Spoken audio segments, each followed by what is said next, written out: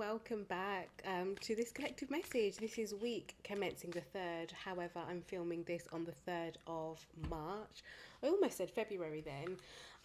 It's been a couple of weeks of like family illness, my solar return, and just kind of trying to reevaluate, reestablish oneself, especially with the glorious Pisces stellium and me being a Pisces sun and Mercury.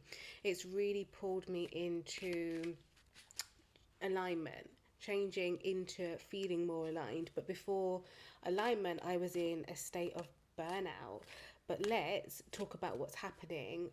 There are so many people talking about this Pisces stellium, which is absolutely wonderful, but also the upcoming Venus retrograde in Aries and then in March. And often Venus is associated with money, with love, with beauty, with success to a certain extent. But one of the beautiful things that I love about Venus is it is a planet where we can align with our values and have a reassessment or rethink our values. And every time there's a planet retrograde, it is all about the the reevaluating, reassessment, realigning, refining, all those beautiful things. But what I think as we're leading up to the glorious eclipses, solar and both lunar eclipses, is we have a window, we have a slither of time, even though we have Venus retrograde in Aries and Mercury soon to be going retrograde. This window this week feels like we can maximize on that, as we have Jupiter direct, sorry, just silence in a call. We have Jupiter that is direct in Gemini trining Mercury in Aquarius, both of which are air signs, and Mercury being the planet of expression, communication, processing, and Jupiter being the planet of expansion, travel, success, money, luck, all those beautiful things.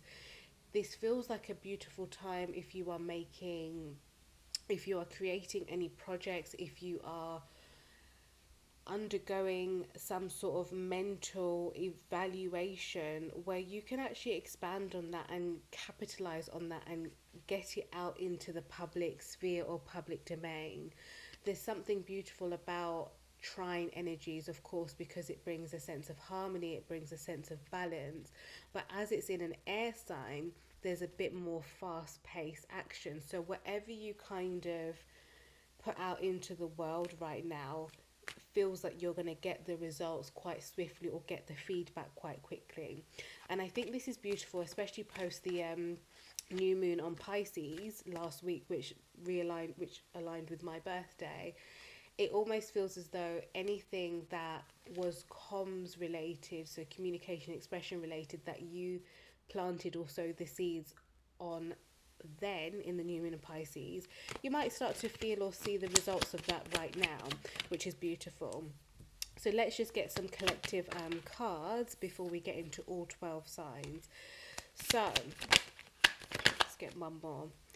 So yeah, we have the Creator card here, which is a beautiful energy that is affirming effectively what I said, that anything that you have been working on or that you have been creating has the ability to put you back into your seat of power, is what I'm hearing, to remind you of your gift, your talent, and to just allow you to bask in that for a moment. But it's also a nod for you to see how much you co-create with people around you, how much you co-create with the universe. But it's also something about creating in partnership here. We have the participation card here. So anything at the minute that you are doing in union or in conjunction with other people feels like it's set to have some sort of success. It's set to grow, or it's set to allow you to evolve or you to grow. Now you may be having, we've got the schizophrenia card here in the reverse. You may be having mixed feelings, doubts, thoughts, or worries about it. And at the bottom of the deck, I noticed we had the guilt card.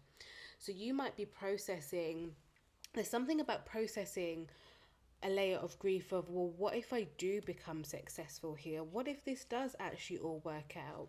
What will that mean for my life? And who will I then have to part ways or depart from in order for this success to grow big, magnetize, and carry me to where I need to go?